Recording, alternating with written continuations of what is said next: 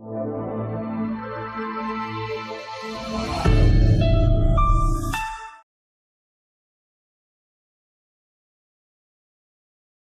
स्वागत है मेरे प्यारे बच्चों, आप सभी का आपकी अपनी हिंदी की कक्षा में। आज हम वाणी श्रृंखला द्वारा प्रकाशित पुस्तक मेरी हिंदी व्याकरण भाग 6 के अन्य पाठों का अध्ययन करेंगे।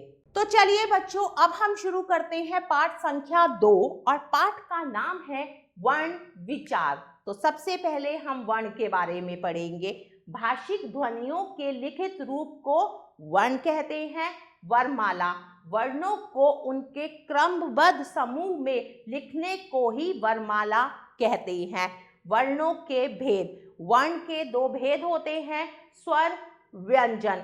सबसे पहले हम स्वर के बारे में पढ़ेंगे। बिना किसी अवरोध के स्वतंत्र रूप से बोले जाने वाले वर्ण स्वर कहलाते हैं। हिंदी में 11 स्वर होते हैं। अ आ इ ई उ ऊ री ऋषि ए ऐ ओ औ। ये सब क्या है? ये सब स्वर है। स्वर के भेद। उच्चारण में लगने वाले समय के आधार पर स्वर के 3 भेद होते हैं। नंबर क, ह्रस्व स्वर, दीर्घ स्वर और प्लुत स्वर। सबसे पहले हम हास्य स्वर के बारे में पढ़ेंगे। जिन स्वरों का उच्चारण सबसे कम समय में किया जाता है उन्हें हास्य स्वर कहते हैं। इन्हें मूल स्वर भी कहते हैं। ये 4 है, अ, ई, उ तथा री ऋषि। आगे है दीर्घ स्वर। जिन स्वरों का उच्चारण ह्रस्व स्वरों से दुगने समय में किया जाता है उन्हें दीर्घ स्वर कहते हैं। ये कुल 7 हैं। आ, ई, उ, ऐ, ओ और औ। आगे हम पढ़ेंगे प्लुत स्वर। जिन स्वरों के उच्चारण में हास्य स्वर से 3 गुना समय लगता है। कितना समय लगता है? 3 गुना। उन्हें प्लुत स्वर कहते हैं। इनका प्रयोग किसी को पुकारने में किया जाता है, जैसे ओम, आयोग, वह। इन 11 स्वरों के अतिरिक्त हिंदी वर्णमाला में 2 वर्ण और भी है, अंग और अह। अंग को अनुस्वार और अह को विसर्ग कहते हैं। ये दोनों स्वरों के बाद आते हैं। वस्तुत ये स्वर नहीं है, परंतु अन्य वर्णों के समान इनकी भी मात्राएं लगती हैं, अतः इन्हें भी स्वरों के अंत में गिना जाता है। सबसे पहले हम अनुस्वार के बारे में पढ़ेंगे। अनुस्वार का प्रयोग स्पर्श व्यंजन के प्रत्येक वर्ग के अरहित पंचम अक्षर के स्थान पर किया जाता है, जैसे क वर्ग, च वर्ग, ट वर्ग, त वर्ग और प वर्ग, ड, र, ण, न तथा म।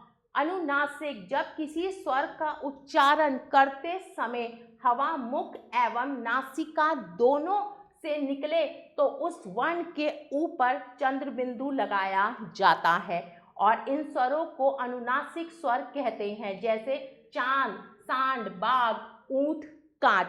जिन स्वरों की मात्राएं शिरोरेखा के ऊपर लगती है वहां चंद्र बिंदु के स्थान पर बिंदु का प्रयोग किया जाता है, जैसे नहीं, क्योंकि, सिंचाई आदि। विसर्ग। इस ध्वनि का उच्चारण ह के समान होता है। विसर्ग का प्रयोग केवल संस्कृत के शब्दों में होता है, जैसे प्रातः, मुख्यतः, पुनः आदि। अब हम व्यंजन के बारे में पढ़ेंगे। जिन वर्णों के उच्चारण में स्वरों की सहायता लेनी पड़ती है उन्हें व्यंजन कहते हैं। हिंदी वर्णमाला में 33 व्यंजन हैं। अब हम व्यंजन के भेद पढ़ते हैं। व्यंजन के 3 भेद होते हैं, स्पर्श व्यंजन, अश्वहित व्यंजन और ऊष्म व्यंजन। स्पर्श व्यंजन। जिन वर्णों के उच्चारण में जीभ मुख के विभिन्न स्थानों को स्पर्श करती है उन्हें स्पर्श व्यंजन कहते हैं। ये निम्नलिखित है। वर्ग का नाम क वर्ग, च वर्ग, ट वर्ग, त वर्ग और प वर्ग। उच्चारण स्थान कंठ, तालु, मूर्धा, दंत, ओष्ठ।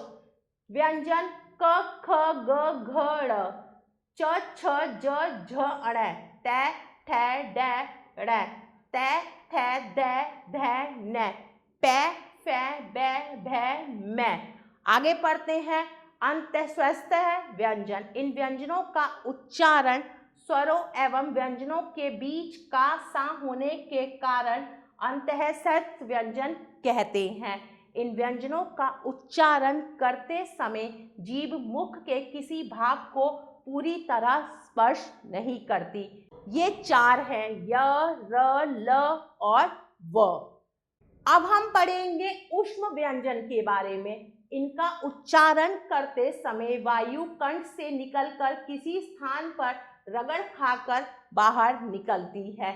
ये भी 4 हैं, श, श, स और ह। व्यंजन के इन 3 भेदों के अतिरिक्त 2 प्रकार के व्यंजन और भी माने गए हैं जो निम्नलिखित है।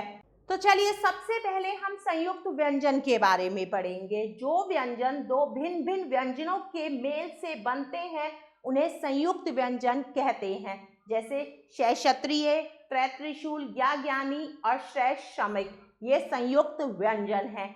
आइए इन व्यंजनों की रचना देखते हैं। क के नीचे हलंत है जमा षटकोण, तो क्या बन गया श। त के नीचे हलंत जमा र, तो त्रय मतलब त्रिशूल। जय के नीचे हलंत जमा अणय, ज्ञा। श जमा र, तो क्या बन गया श्रमिक।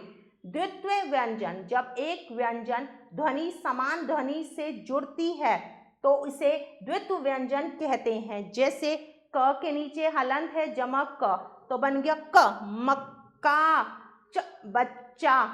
आगत ध्वनियां, विदेशी भाषाओं के प्रभाव से हिंदी में आ, ज, फ ध्वनियां आ गई हैं। कुछ शब्दों के भेद को स्पष्ट करने के लिए इनका प्रयोग आवश्यक हो गया है। जैसे गज, गज किसे कहते हैं, हाथी को।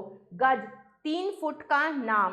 बाल, केश को भी कहते हैं बॉल, और बॉल किसे कहते हैं, गेंद को। मेरे प्यारे बच्चों, आशा करती हूँ आपको यह पाठ अच्छे से समझ आया होगा।